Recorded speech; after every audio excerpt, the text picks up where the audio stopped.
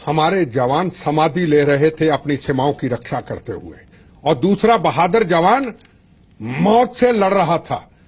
पठानकोट की घटना, दीनानगर की घटना, इनको याद नहीं 26/11 की घटना, इनको याद नहीं पार्लियामेंट का हमला।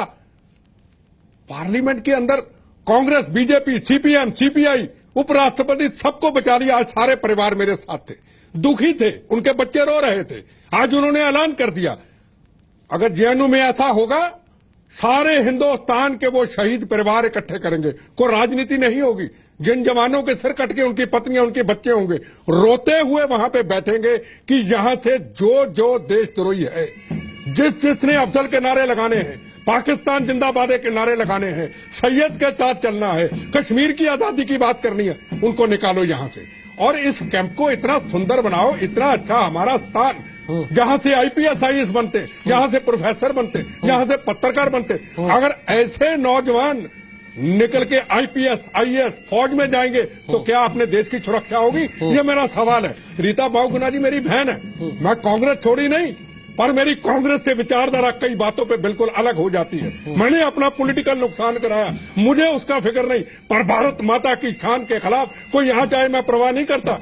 मैं रीता बहुगुणा जी अपनी बहन को कहना चाहता हूँ, बहन जी जो आपने एक बात गलत कह दी कि देशद्रोही का मुकदमा गलत चला है, ये आपको नहीं कहना चाहिए था। हम कांग्रेस को क्या जरूरत है?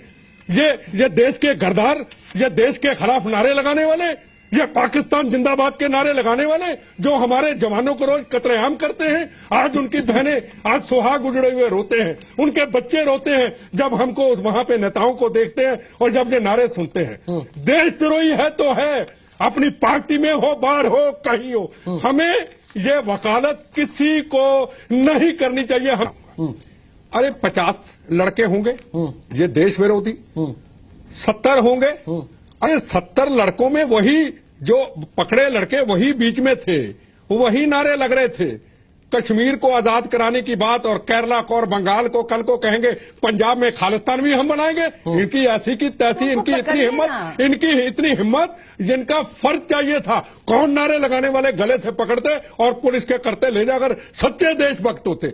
मैं फिर कहूं सारी राजनीतिक पॉलिटिकल पार्टियों को इनकी वकालत ना करें, नहीं तो आने वाले वक्त के अंदर देश का इतनी बर्बादी होगी, हम इसको बचा नहीं पाएंगे। कोई भी पॉलिटिकल पार्टी हो कि जो इतना बड़ा कैंप्स है, वहां पहले भी ये सवाल था, आज भी ये सवाल है। अब ये कहेंगे हमें पता ही नहीं, तो फिर यहां क्या करने आए हैं? ये 2 लड़कों के सामने फोटो दिखा रहे, कौन या कौन को नहीं जानते? ये तो कह रहे हैं मैं नहीं जानता कौन है। आपके सामने उन्होंने कहा कि मैं नहीं जानता। नहीं जानते तो फिर इनको क्यों बिठा रखा है? उमर खालिद कौन है मैं नहीं जानता। नहीं है तो फिर इनको क्यों बिठा रखा है? जब ये वकालत उनकी कर ही नहीं रहे, उनकी बात ही नहीं कर रहे, इनको पता ही कुछ नहीं, मैं ठेकेदार नहीं हूं मैं, तो इनको हटाइए ना, किसी और को लाइए। ये क्या जवाब देंगे?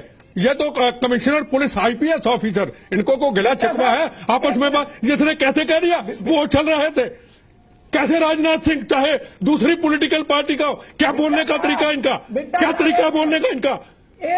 ये आतंकवाद को बढ़ावा दे रहे हैं या क्या कर रहे हैं? हम किसी की वकालत नहीं कर रहे, पर ये कौन सा तरीका है? कुछ ये गुंडा राज है क्या? मैं आज ये शुरुआत हो चुकी है। तुम्हारे जैसे लोगों को ठीक करने के लिए ये सही शुरुआत है, आगे देखो होता क्या।